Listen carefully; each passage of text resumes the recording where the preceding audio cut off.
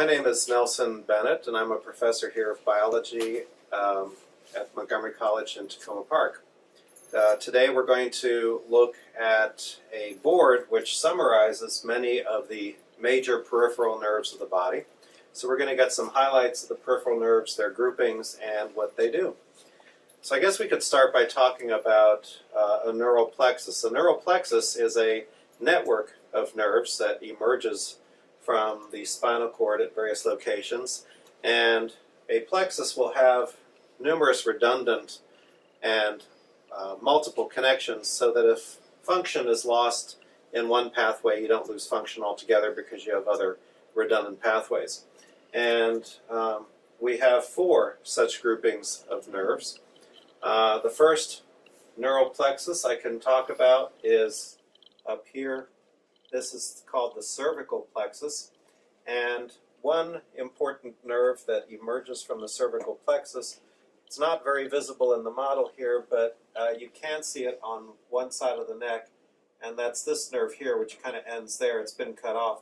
This nerve, which belongs to the cervical plexus, is called the phrenic nerve, and the phrenic nerve operates a very important muscle like your diaphragm. So without the phrenic nerve, you're not going to breathe. But the phrenic nerve is here, and it's part of the cervical plexus. The next group of nerve, or the next plexus, is going to be the brachial plexus here. And there are four nerves that we can highlight from the brachial plexus.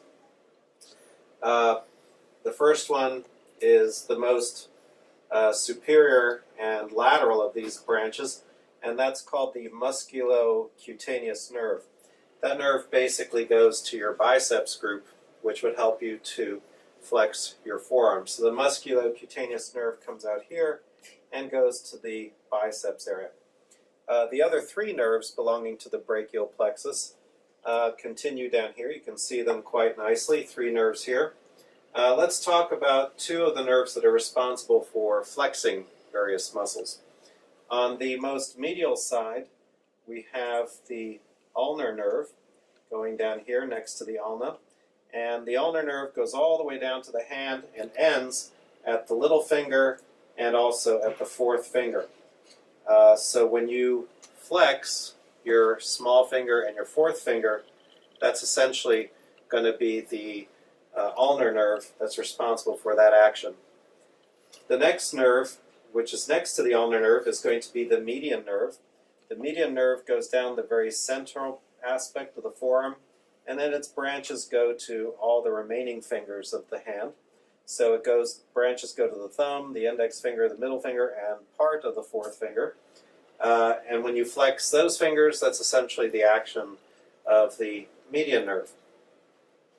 And then finally, we have the radial nerve. The radial nerve is associated with the posterior aspect of the upper extremity, and is pretty much responsible for most extensions. Most extensions that you would do of any of the muscles would be the responsibility of the radial nerve and its branches. So, for example, when you're extending your forearm, that's the action of the triceps muscle. The triceps muscle is responsible for extending your forearm, and that would be one of the branches of the radial nerve.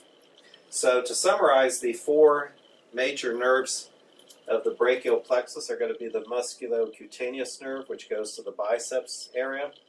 We have the ulnar nerve, which goes to the little finger and part of the fourth finger.